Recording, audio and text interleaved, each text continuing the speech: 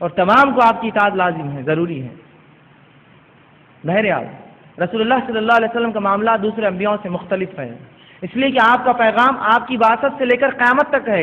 دیگر انبیاء کا پیغام ان کی زندگی، ان کی حیات ایک مخصوص وقت تک، جب تک کہ دوسرا نبی نہ آ جائے۔ دوسرا نبی آتا، پہلے کی شریعت ختم، دوسرے کی لاگو ہو جاتی۔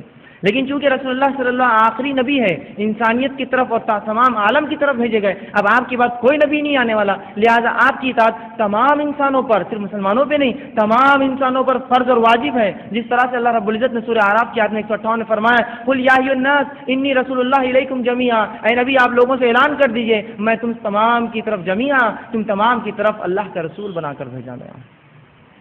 رسول اللہ صلی اللہ علیہ وسلم انسانیت کی طرف آئے، انسانیت کا کام ہے کہ رسول اللہ کی اطاعت کرے، اتباع کرے، فرمانبرداری کرے، آپ پر ایمان لائے اور آپ کی کتاب پر ایمان لائے، آپ کے طریقے پر چلے۔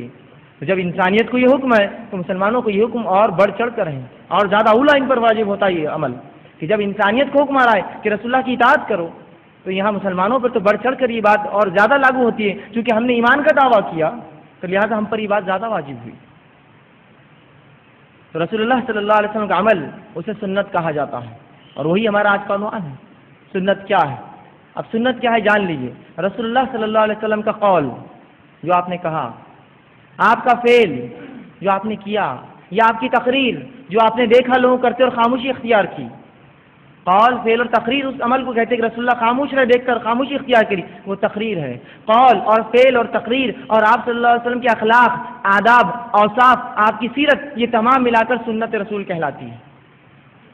جب ہم کہیں گے سنت کا معنی، عام معنی لغت کا معنی ہوتا ہے طریقہ، سنت کا معنی ہوتا ہے طریقہ۔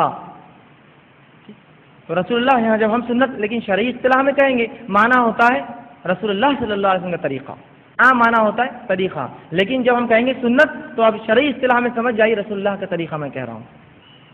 تو رسول اللہ کا جو کہا، جو کیا، جس کو دیکھ کر خاموش رہے، آپ کے اخلاق، آپ کے آداب، جتنے اوصاف، خصلتیں، خصائل آپ کے تمام سب ملا کر سنت کہلاتی ہے، یہ ہے سنت۔ اور اللہ رب العزت نے انبیاءوں کو جو ہے تمام انسانوں کی طرف بھیجا، اور تمام گروہ، ہر جگہ جہاں انسانیت بسی وہاں نبیوں کا جو ہے بعثت اللہ رب العزت نے کرتا رہا اور وہاں بھیجتا رہا۔ اب نبیوں کے بھیجنے کا مقصد ہم جان چکے، نبی کے بھیجنے کا مقصد ہے اللہ کی اطاعت اور اس کی اطاعت، چونکہ نبی کی اطاعت کے بغیر اللہ کی اطاعت نہیں ہو سکتی، اس لیے کہ وہی تو بتاتا ہے ہمیں کیا کرنا اور کیا نہیں کرنا، تو لہٰذا جو نبی کی اطاعت کرے وہ اللہ کی اطاعت کرتا ہے۔ انشاءاللہ آگے یہ تمام حوالے ہم دیکھیں گے جو ہے قرآن کی آیتوں کے ذریعے اور رسول اللہ کی حدیث کے ذریعے۔ تو نبی کا طریقہ، نبی نے جو کہا، نبی نے جو کیا، امت کے لیے واجب اور فرض ہے کہ اسی عمل کو ہر معاملے میں، زندگی کے ہر شعبے میں اختیار کریں۔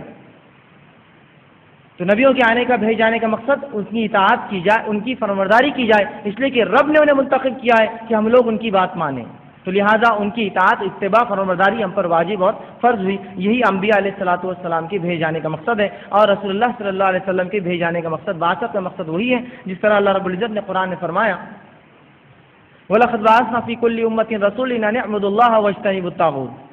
سورہ نحل کی آیت 36 میں اللہ نے فرمایا کہ ہم نے تمام انسانیت کی طرف، وَلَقَدْ بَعَثْنَا فِي كُلِّ أُمَّةٍ، جہاں بھی انسانیت بستی تھی ہم نے انبیاء اور رسول کو بھیجا ہے تاکہ وہ حکم دے اللہ کی عبادت کا اور طاغوت سے بچنے کا۔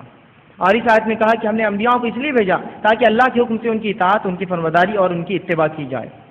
اور رسول اللہ صلی اللہ علیہ وسلم چونکہ سارے عالم کے لیے نبی ہیں، سارے عالم کے لیے بھیجے گئے، اور رسول اللہ صلی اللہ علیہ وسلم کو ہم تمام کے لیے اسوہ حسنہ، نمونہ بنایا گیا ہے۔ نمونہ سمجھتے ہیں آپ؟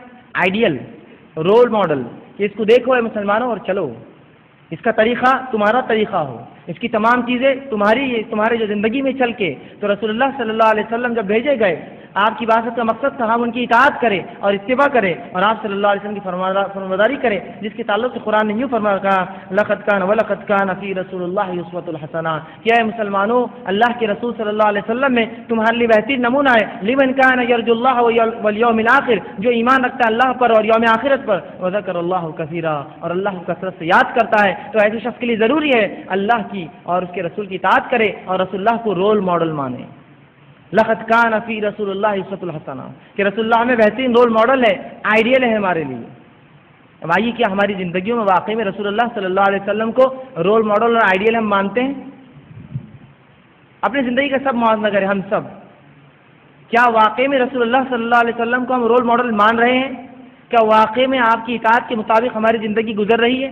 کیا واقعی میں ہماری دن اور رات اور صبح اور شام اور سر کے بعد سے لے کر پیر کا ناخن اور پیدائش سے لے کر ہماری موت، کیا یہ رسول اللہ صلی اللہ علیہ وسلم کے طریقے پر ہے؟ اگر ہاں تو پھر تو معاملہ بہت اچھا ہے، اگر نہ تو پھر تو معاملہ بگاڑ ہے، بہت زبردست بگاڑ ہے، اس کو بدلنے کی ضرورت ہے آج۔ اور آج سنت رسول کو ہم نے مذاق سمجھا، کھلواڑ کا موضوع بنایا، کھلواڑ کا موضوع بنایا کہ اگر اطاعت اور رسول اور اتباع رسول کی بات کی جاتی ہے، یا کوئی کہتا ہے کہ اللہ کی کتاب اس کے رسول صلی اللہ علیہ وسلم کی بات مانو، تو کہتے تم فلاں فرقے سے تعلق رکھتے ہو۔ بات یہ ہے کہ اگر کوئی شخص اچھی بات کہے، کوئی شخص اچھی بات کہے لیکن وہی بات کوئی برا آدمی بھی کہتا ہے، تو کیا اس برے آدمی کی وجہ سے اس اچھے آدمی پہ وہی الزام لگائیں گے؟ جب بھی آتی اللہ کی بات مانو، رسول کی بات مانو، تم تو وہ لگ رہے مجھے، تم تو فلاں فرقے کے لگتے ہو، فلاں جماعت کے لگتے ہو۔ کیا اللہ اور اس کے رسول سے ہٹ کر کوئی تیسری چیز آپ یا میں لا سکتے ہیں؟ مجھے بتائیے شریعت کے اندر، یہ بنیاد ہے تمام چیزوں کی۔ لیکن جب بھی اس کی بات کی جاتی ہے تو عجیب معاملہ ہوتا ہے۔ علامہ ابن قیم الجوزی رحمہ اللہ لکھتے ہیں کہ سنت پر عمل، وہ اپنے زمانے میں آج سے 750 سال پہلے ان کا زمانہ گزرا ہے، وہ لکھتے ہیں سنت پر عمل کرنا ہمارے زمانے میں ایسا ہے کہ اگر ہم سنت کو اختیار کرتے ہیں تو ہم مسلمانوں کے معاشرے میں اجنبی ہو جاتے ہیں۔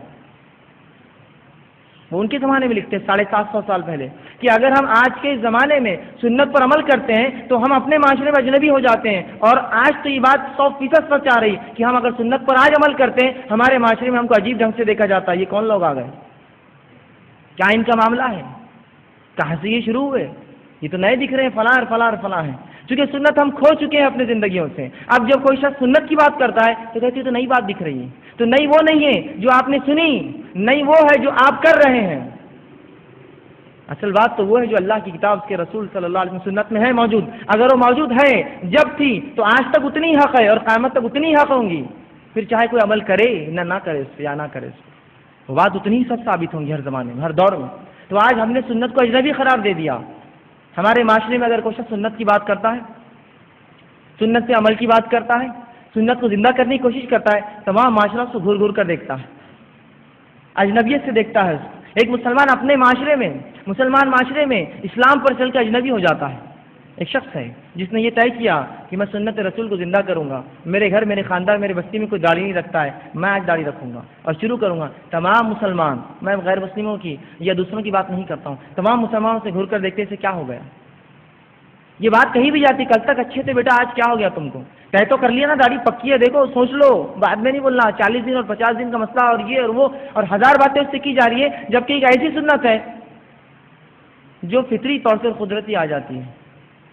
اس کے لیے محنت بھی، نماز کے لیے جاؤ، وضو کرو، یہ تو قدرتی مرد ہے، آ گئی، اس کو ہو گیا معاملہ ختم۔ تو اس سنت پر بھی عمل گرا ہے، اس معاشرے کے اندر عمل کرنا گرا ہے اس معاشرے کے اندر۔ اس کے بعد اور سنتیں اگر ہم بتائیں یا اور سنتوں کی طرف جائیں، وہ تو اجنبیت کا معاملہ ہو جاتا ہے، چاہے پھر معاملہ توحید کا ہو، چاہے پھر معاملہ نماز کا ہو، چاہے پھر معاملہ روزوں کا ہو، چاہے پھر معاملہ زکوٰۃ اور حج کا ہو، تمام میں اگر کوئی یہ سنت ہے تو کہتے ہیں آپ نے نئی بات کی۔ ارے نہیں، وہ نہیں ہے جو وہ کہہ رہا ہے، نہیں وہ ہے جو ہم کر رہے ہیں آج زمانے میں۔ اگر رسول اللہ صلی اللہ علیہ وسلم کی سنت سے ثابت ہے تو وہ بات اتنی ہی نہیں اچھی، بہتر ہے، اتنی ہی پرانی ہے جتنے رسول اللہ صلی اللہ علیہ وسلم یہ دین ہے اتنی ہی پرانی ہے۔ اور اگر رسول اللہ کی سنت میں وہ بات نہیں ہے تو پھر جان لیجیے پورا معاشرہ بھی اگر وہ کام کرے وہ کبھی کام صحیح نہیں ہو سکتا، یاد رکھیے۔